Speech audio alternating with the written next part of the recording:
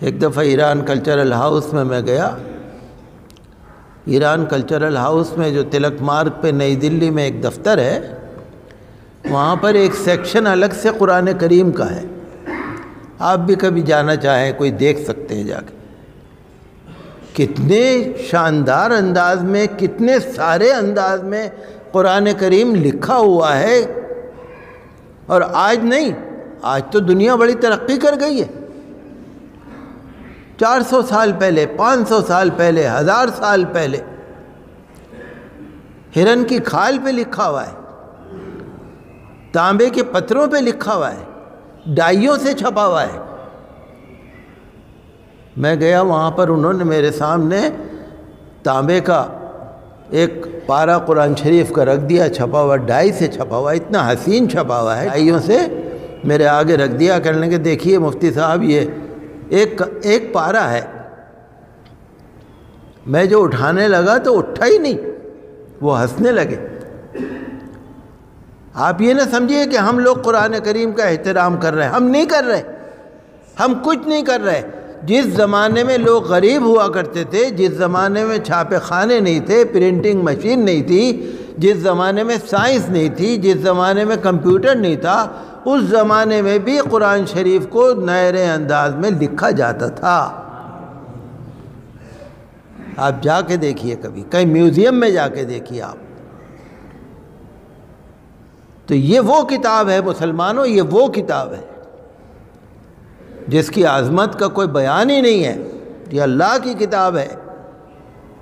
انسانوں کی کتاب جو ہوتی ہے، آج لکھ دی، کل ردی میں چلی گئی، دیمک نے کھا لیا، کہیں سیلاب میں بہہ گئی، کہیں آگ لگ گئی، ضائع ہو گئی، کاغذ پھٹ گئے، لیکن یہ اللہ کی کتاب ہے۔ اس میں مجال ہے کوئی زیر زبر بھی بدل دے؟ لفظ بدلنا تو بڑی بات ہے، زیر زبر بھی نہیں بدل سکتے۔ دنیا کی کوئی طاقت اللہ کے کلام کو ہاتھ بھی نہیں لگا سکتی۔ یہ وہ اللہ کی کتاب ہے۔ انسان تو اپنی چیز کی حفاظت نہیں کر سکتا، کتاب اللہ کی حفاظت خود اللہ فرما رہا ہے۔ دنیا ادھر سے ادھر ہو سکتی ہے، کتاب اللہ اپنی جگہ پر اٹل۔ یہ وہ عظیم الشان کتاب ہے جس کو اگر گھر میں رکھ لو تو عبادت ہے، پڑھ لو تو عبادت ہے، دیکھ لو تو عبادت ہے۔ لیکن ہم لوگ اتنی قدر نہیں کرتے جتنی کرنی چاہیے۔ اس کے اندر جو مضمون لکھے ہوئے ہیں، اللہ تعالیٰ کی قدرت، اللہ تعالیٰ کی ذات، اللہ تعالیٰ کی صفات، اللہ تعالیٰ کی قدرتوں کی نشانیاں، حضور اکرم صلی اللہ تعالیٰ علیہ وسلم کا ذکر مبارک، آپ کی شان، آپ کی عظمت، آپ کی فضیلت، انبیاء کرام علیہ السلام کے تذکرے، اس زمانے کے واقعات، فرما بردار قوموں کا ذکر، نافرمان قوموں کا ذکر، ان کا انجام، ان کا عذاب، نیک لوگوں کو اللہ کا ثواب، اللہ کا بدلہ، اللہ کا انعام، جنت، دوزخ، حشر، قیامت، سائنس، جغرافیہ، دنیا کے سارے علوم قرآن میں موجود ہیں۔ ہماری آپ کی مثال تو ایسی ہے کہ ہمارے سامنے بہت سارے کوئی نگینے لا کے ڈال دے اور یہ کہے بتائیے اس میں کون سا سچا ہے، کون سا قیمتی ہے، ہمیں نہیں پتہ۔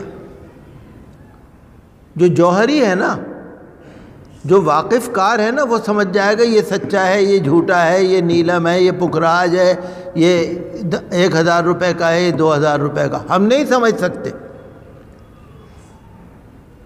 قرآن کی عظمت کو ہم نہیں سمجھ سکتے۔ اللہ کے نبیوں نے سمجھا، اللہ کے ولیوں نے سمجھا، فرشتوں نے سمجھا، اللہ کی غیبی مخلوقات نے سمجھا، اللہ کے نیک بندوں نے سمجھا۔ ہم نہیں سمجھ سکتے قرآن کی عظمت۔ ہم کیا جانے دنیا دار لوگ۔ یہ وہ عظیم الشان کتاب ہے جس کی عظمت اور سچائی میں کسی کو کلام نہیں۔